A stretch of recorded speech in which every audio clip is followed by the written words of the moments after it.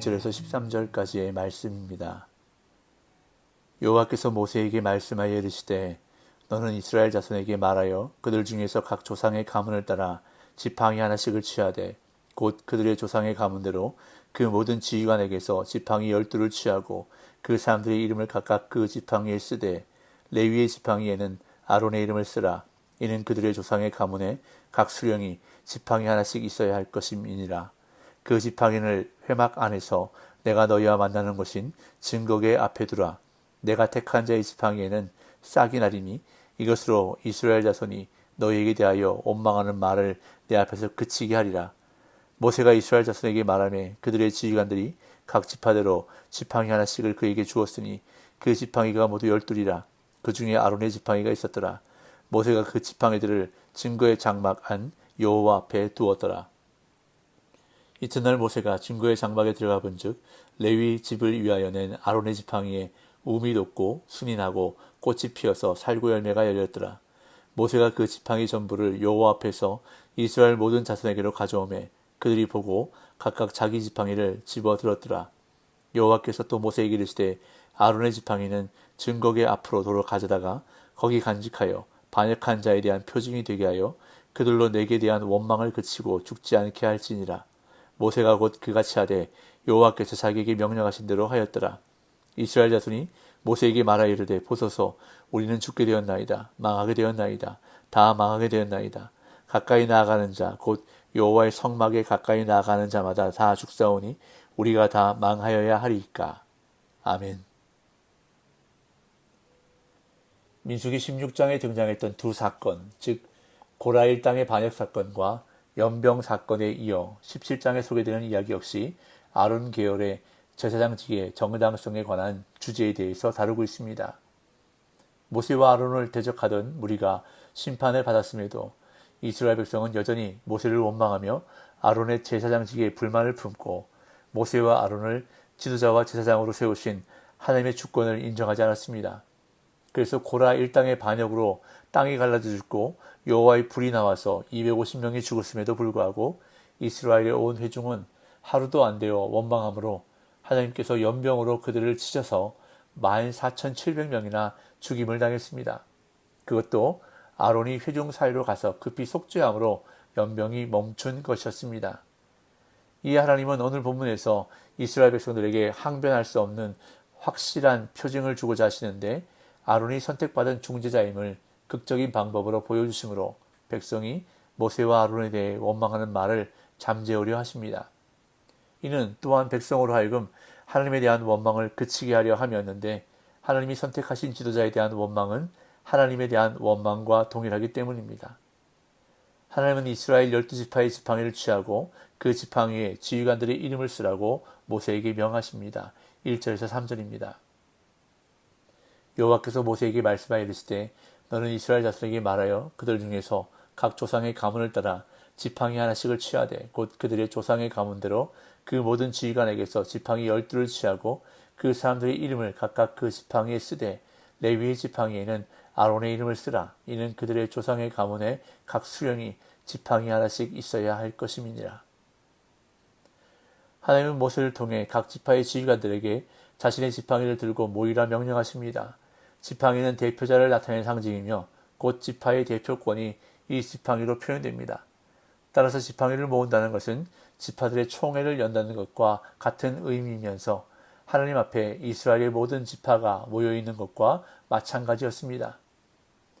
하나님은 각각의 지팡이에 그 지파 지휘관의 이름을 쓰라고 명하시는데 레위 지파의 지팡이에는 아론의 이름을 쓰라고 말씀하십니다. 이는 아론이 레위 지파를 대표하는 자임을 의미하는데 아론은 레위의 둘째 아들 고핫 종족이었음에도 불구하고 레위 지파를 대표하는 자로 선택받았습니다. 각 지파의 지휘관들은 아마도 평소에 이 지팡이를 자신의 권위를 나타내는 수단으로 들고 다녔던 것으로 추정되는데 이제 거기에 각 지휘관들의 이름을 새김으로써 혼동이 발생하지 않게 했습니다. 그런 다음 하나님은 모세에게 그 지팡이들을 회막 안 증거궤 앞에 두라고 명하십니다. 4절 5절 그 지팡이를 회막 안에서 너희와 만나는 곳인 증거궤 앞에 두라. 내가 택한 자의 지팡이에는 싹이 나리니 이것으로 이스라엘 자손이 너희에게 대하여 원망하는 말을 내 앞에서 그치게 하리라. 하나님은 모세에게 각 지파에서 하나씩 취한 지팡이를 회막 안 증거궤 앞에 두라고 명령하시는데, 지팡이를 지성소에 위치한 언약궤 앞에 둔다는 것은 이 지팡이들이 하나님의 임재 앞에 놓였음을 의미하며 이제 진행될 일들이 대단히 엄숙하고 진지함을 암시합니다.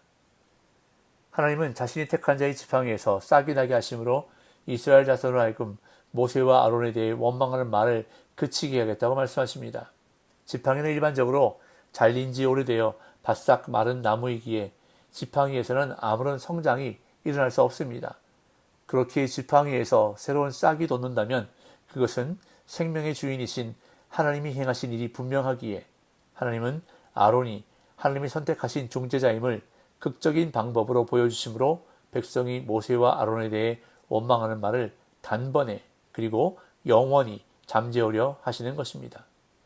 이에 모세가 하나님의 명령을 이행했습니다. 6절 7절 모세가 이스라엘 자손에게 말하매 그들의 지휘관들이 각 지파대로 지팡이 하나씩을 그에게 주었으니 그 지팡이가 모두 12이라. 그 중에 아론의 지팡이가 있었더라. 모세가 그 지팡이들을 증거의 장막 안 여호와 앞에 두었더라. 모세의 지시대로 각 지파의 지휘관들은 자신들의 지팡이를 모세에게 주었고 모세는 그것들을 모아 증거의 장막 안 여호와 앞에 두었습니다. 6절의 히브리어 문장은 12개의 지팡이 중에 아론의 지팡이가 함께 놓였다라는 뜻으로 해석되어야 한다고 학자들은 주장합니다. 즉 지팡이는 12지파에 더하여 아론 이름이 새겨진 레위지파 지팡이까지 총 13개였다고 말합니다. 여기서 장막안 여호와 앞은 4절에서 하나님이 말씀하신 증거의 앞이라는 표현에 비추어 볼 때 지성소가 분명합니다. 지성소는 속죄일 규례가 확립된 후에 속죄일인 7월 10일에 대제사장만이 입장이 가능했는데 하나님이 부르실 때마다 들어갔던 모세는 열애였습니다. 그런데 다음날 놀라운 일이 일어났습니다. 모세가 회막 안에 들어가 보니 아론의 지팡이에 움이 돋고 순이 나고 꽃이 피어서 열매가 열리는 것을 보게 된 것입니다. 8절 9절 이튿날 모세가 증거의 장막에 들어가 본즉 레위 집을 위하여 낸 아론의 지팡이에 움이 돋고 순이 나고 꽃이 피어서 살구 열매가 열렸더라. 모세가 그 지팡이 전부를 여호와 앞에서 이스라엘 모든 자손에게로 가져오매 그들이 보고 각각 자기 지팡이를 집어들었더라. 다음날 모세가 증거의 장막에 들어가 보니 아론의 지팡이에만 움이 돋고 순이 나고 꽃이 피어서 열매가 열린 놀라운 광경을 보게 되었습니다. 한글 성경은 살구 열매가 열렸다고 번역하고 있는데 실제로는 살구 열매가 아니라 아몬드였습니다. 영어 성경을 보시면 그렇게 번역하고 있을 것입니다. 참으로 놀라운 일이 일어난 것입니다. 하룻밤 사이에 죽은 나무에서 꽃이 피고 열매가 열렸습니다. 그것도 아론의 지팡이에서만 열매가 열렸으니 모든 사람이 눈으로 하나님이 아론을 선택하셨다는 사실을 확연하게 알게 된 것입니다. 이에 모세가 지팡이 전부를 취해 이스라엘 자손에게 가져왔고 지휘관들은 이를 보고 자신의 지팡이를 취했습니다. 이 놀라운 이적은 하나님이 아론을 이스라엘의 지도자와 제사장으로 세우셨다는 사실을 입증했습니다. 이 하나님은 아론의 지팡이를 다시 증거궤 앞으로 가져다가 간직하라고 모세에게 명령하십니다. 10절 11절 여호와께서 또 모세에게 이르시되 아론의 지팡이는 증거궤 앞으로 도로 가져다가 거기 간직하여 반역한 자에 대한 표징이 되게 하여 그들로 내게 대한 원망을 그치고 죽지 않게 할지니라. 모세가 곧 그같이 하되 여호와께서 자기에게 명령하신 대로 하였더라. 하나님은 싹이 나고 열매를 맺은 아론의 지팡이를 다시 증거궤 앞으로 가져다 거기에 보관하라고 말씀하십니다. 이것은 아론의 지팡이를 표징으로 삼아 반역한 자들의 원망을 그치게 하고 그 결과 그들이 하나님의 손에 죽지 않도록 하기 위함이었습니다. 하나님께서 아론을 선택하시기 때문에 아론에 대한 반역은 곧 하나님께 대항하는 것이고 그것은 곧 죽음을 의미합니다. 따라서 아론의 지팡이를 보관하게 하여 아론에 대해 불평하지 못하게 함으로써 죽음을 면하도록 하신 것입니다. 이에 모세는 하나님의 명령대로 이행했고 이를 본 백성들은 두려워하며 우리는 죽게 되었고 망하게 되었다고 말했습니다. 12절 13절 이스라엘 자손이 모세에게 말하여 이르되 보소서 우리는 죽게 되었나이다. 망하게 되었나이다. 다 망하게 되었나이다. 가까이 나아가는 자 곧 여호와의 성막에 가까이 나아가는 자마다 다 죽사오니 우리가 다 망하여야 하리이까. 이 모든 것을 목격한 백성들은 심각한 두려움으로 인해 모세를 향해 다급하게 소리를 지르는데 자신들의 완악함으로 인해 단순히 성막에 가까이 나아가기만 해도 하나님이 자신들을 치실 것이라는 절망감을 느꼈기 때문입니다. 그리하여 자신들이 하나님께 나아갈 수 없다는 사실을 깨닫게 되자 이들은 공포와 절망감을 느끼고 여호와의 성막에 가까이 나아가는 자마다 다 죽사오니 우리가 다 망하여야 하리까? 라고 질문하는데 이 질문에 대한 답변은 이어지는 18장과 19장에서 주어집니다. 권위는 사람이 스스로 취하는 것이 아니라 타의에 의해 부여되는 것입니다. 특히 신앙 공동체의 권위는 종국적으로 하나님께로부터 온다는 사실을 기억해야 합니다. 하나님은 무질서의 하나님이 아니십니다. 질서의 하나님이십니다. 그렇게 우리는 하나님이 부여하신 질서를 따라야 하는 것입니다. 교회 공동체 내에서 하나님이 세우신 권위를 존중하고 불평과 원망을 넘어 겸손하게 하나님의 질서를 따르는 태도가 필요한 것입니다. 오늘도 하나님이 세우신 질서를 존중하고 인정하며 순종함으로 공동체를 아름답게 세워가는 저와 여러분들 삶 되시기를 예수님의 이름으로 축복합니다.